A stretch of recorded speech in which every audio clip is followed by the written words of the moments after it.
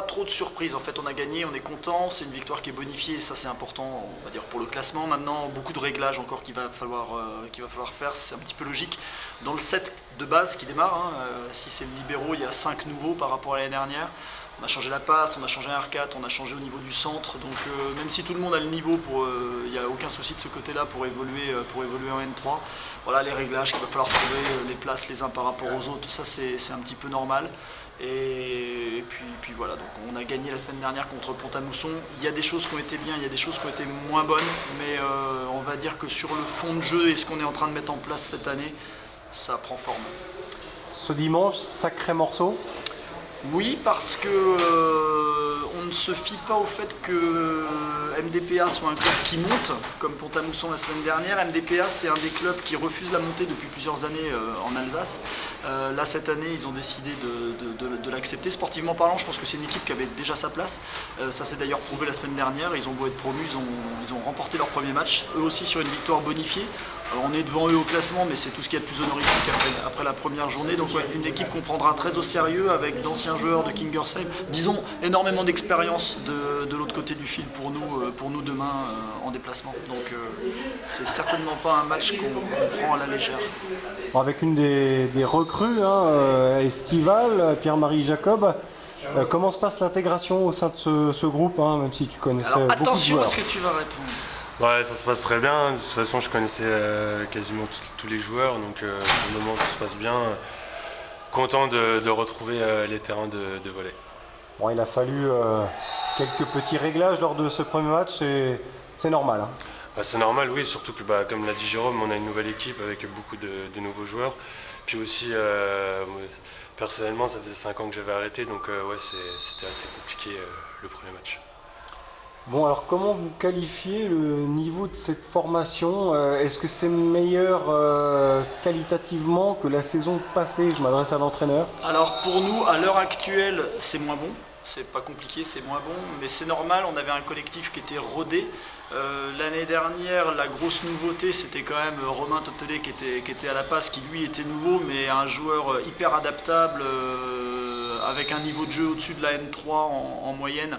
C'est pas pour rien qu'il a été repéré par Tours et le centre de formation. Donc je pense que voilà, de ce côté-là, à l'heure actuelle, on est moins bon que ce qu'on était l'année dernière en fin de saison. Ceci étant, les recrues qu'on a récupérées, parce que là on parle de Pierre-Marie, mais Pac à la passe, Mousse aussi qui est revenu, Julien Elgeger, tout ça c'est des gens qui ont connu quand même un petit peu la N2, voire l'élite.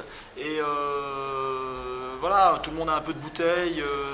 Une fois que les automatismes seront en place, je pense que l'équipe de cette année n'aura pas à rougir de la comparaison avec celle de l'année dernière, mais il nous faut du temps.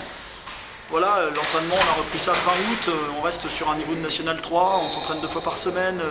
Voilà, pas mettre la charrue avant les bœufs, mais l'objectif est de figurer au moins aussi bien que l'an dernier, et en championnat, et en Coupe de France, puisqu'on a re-signé pour une petite épopée en Coupe de France cette année, quoi. Pierre-Marie, qu'est-ce que tu es censé apporter à ce groupe? Je pense peut-être un peu plus de consistance au bloc par rapport à l'an dernier, même si je connaissais pas très bien l'équipe de l'an dernier. Mais après, je sais pas vraiment parce que ça faisait longtemps que j'avais arrêté de jouer, donc on verra bien au fur et à mesure des matchs et de la saison. Ouais, l'ambiance compte beaucoup quand même dans l'esprit de groupe, oui, la cohésion. beaucoup. C'est surtout pour ça que je suis venu. Déjà pour cette petite soirée de recrutement durant les vacances, ça s'est joué sur l'ambiance, donc pour le moment tout se passe bien, donc j'espère que ça continuera comme ça.